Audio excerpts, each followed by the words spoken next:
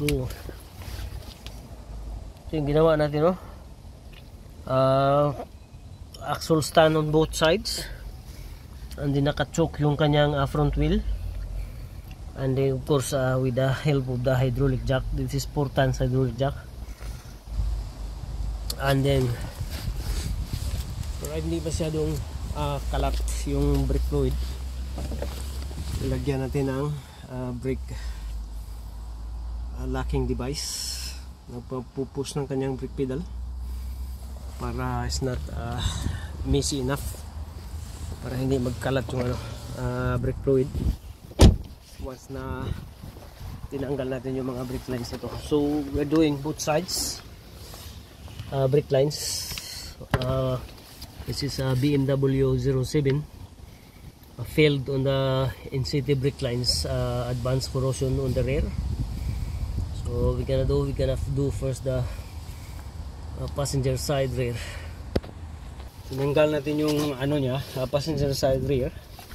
So the reason why mahaba itong itong kanyang stud bolt, wheel stud, dahil extended po ito.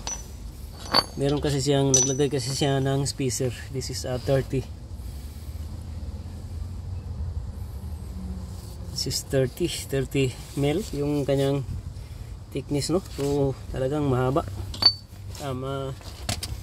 malapad. So gusto nyo na mag-modify, like parang medyo pugi siya titingnan sa likod, spacer lagay nyo, and then extended na wheel stud bolt. Okay, para pogi tingnan. Okay, yung brake lines na bagsak na NCT, titingnan natin. So primerong entrada natin, no, nilagyan muna natin ng WD-40 para hindi mag yung kanyang union nut hindi sasabay. So this is like 11 mil, or what is this,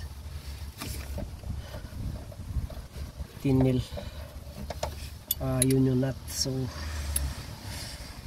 hanap tayo ng 10 mil dito, 10 mil na union nut. Okay, so most likely sasabay talaga itong union nut niya kasama na ang kanyang brake lines.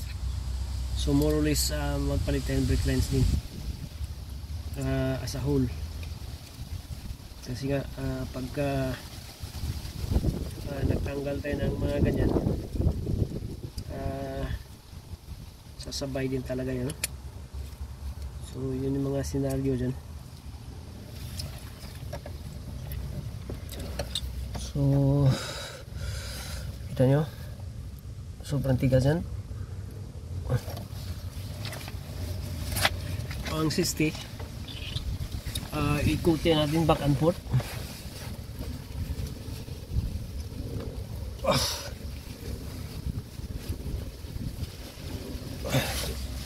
Tigas. This is really seas, guys. As you can see, this is 14 mil on the downside.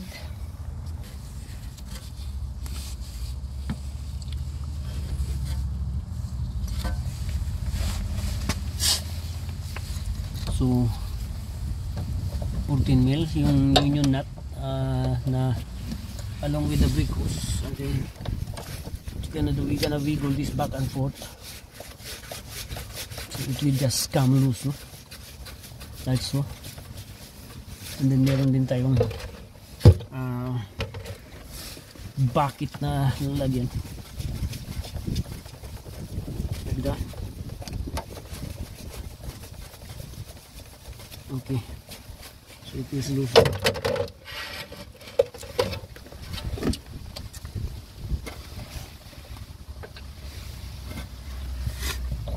Tatanggalin natin to.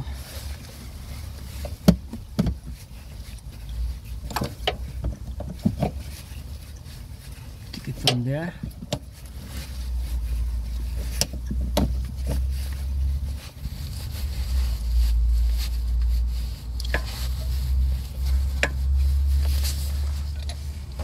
Yung kanyang union nut sa taas talagang ano, sis talaga. Ayaw na umikot. Ayaw na siya umikot. So more or less, most likely papalitan din natin yan.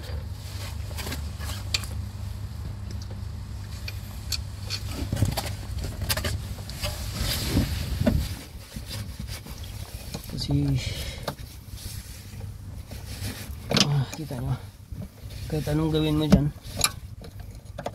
talagang ano siya, no? Hindi siya magano, talaga matwisted yung kanyang linyada, kaya natin papalitan yan. And natin magawa dyan, kailangan niyang masira siya, palitan natin. Kasi yung kanyang union nut is ano, sis na. So papalitan natin ang brake line. So, hindi natin matatanggal ito pag hindi natin pinilit yan. Package talaga yan pagka ano kayo ng mga brake lines, guys. Talagang package deal na yan. Kasama na yung brake lines sa brake hose, sisis talaga. So tayo magawa dyan. Tanggalin. Hindi masyadong ano to, dahil naka choke yung kanyang brake pedal, so walang brake lines na papasok dito. Brake fluid na papasok.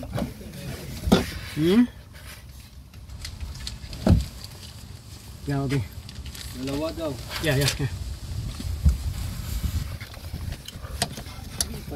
Oh, that's it. Luma na ba? So itong pipe na to at saka yung brake hose papalitan.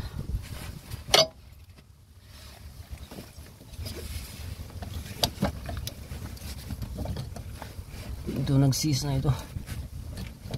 Ayun na ito, matanggal, no?